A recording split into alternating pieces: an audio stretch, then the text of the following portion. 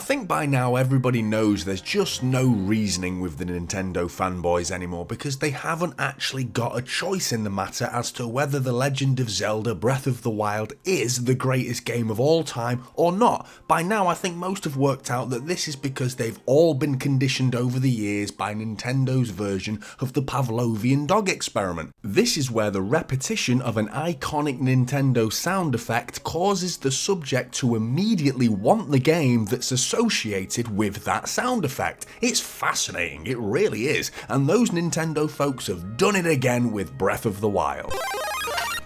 Okay. Yes.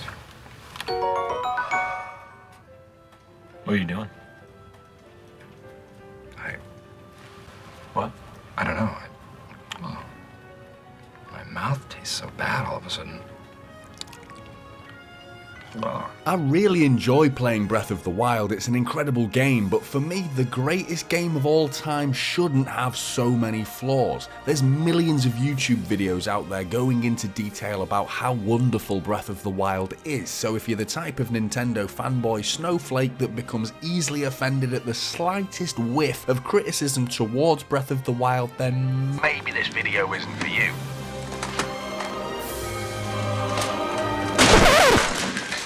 Are you a big man? Huh? I'm talking to you. What? You wake up in the morning and say, I put on my big boy pants.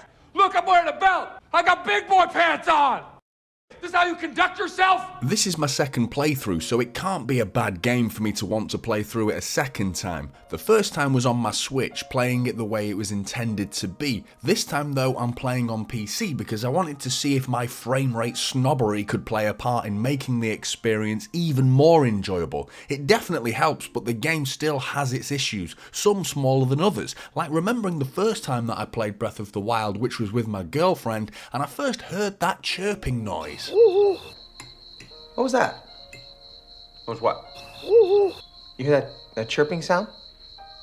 I did not. No. But 30 hours later into the game and we were both driven utterly insane by this incessant chirping noise.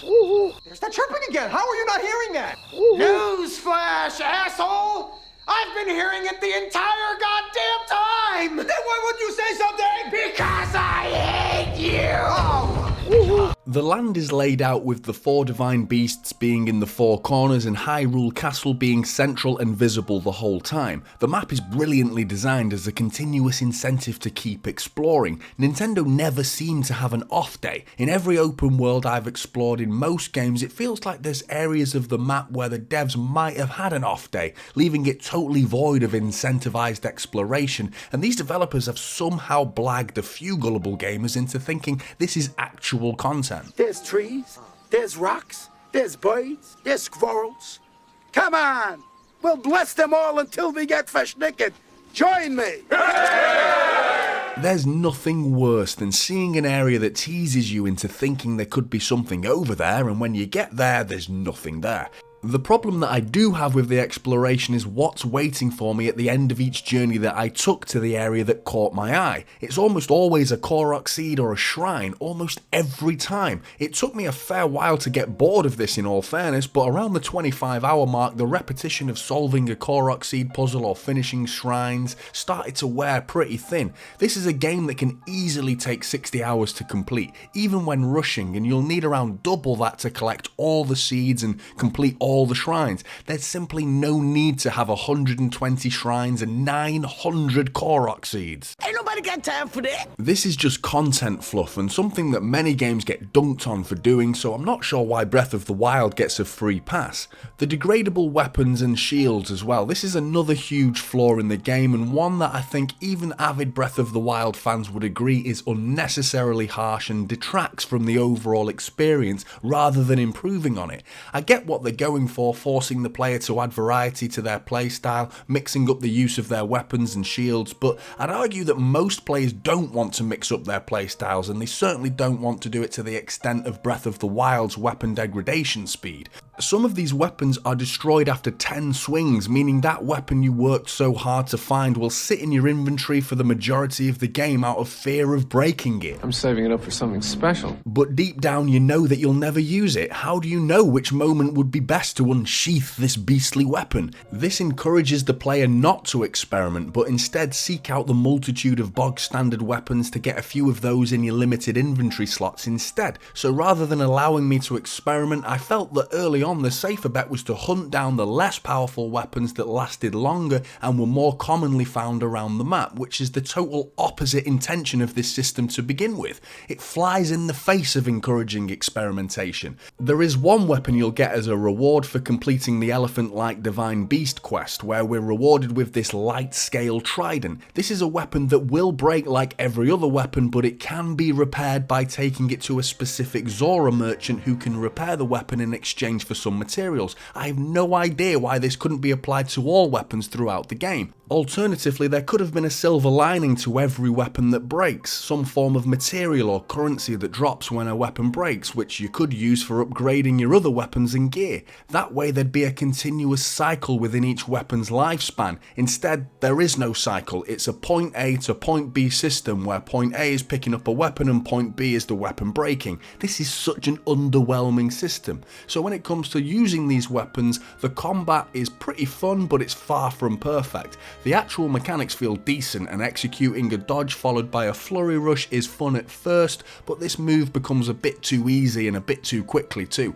Combat felt pretty cheesy for two reasons. One, we could fast travel at any point, meaning we could just warp ourselves out of a tight spot even when falling, and two, once you've done enough scavenging, you'd have enough food to feed a hotel for a week, and keeping an eye on your health gauge is all that's needed. Oops, I'm about to die. Not to worry, I'll just pause the game and consume hundreds of items to get my health back up with no repercussions whatsoever. This is such a lazy design. I get that Nintendo were trying to cater to all ages and they added a master mode to increase the game's difficulty, but this mode was part of a DLC. I can think of a few developers that would be hung out to dry for even considering releasing a hard mode as part of a paid DLC.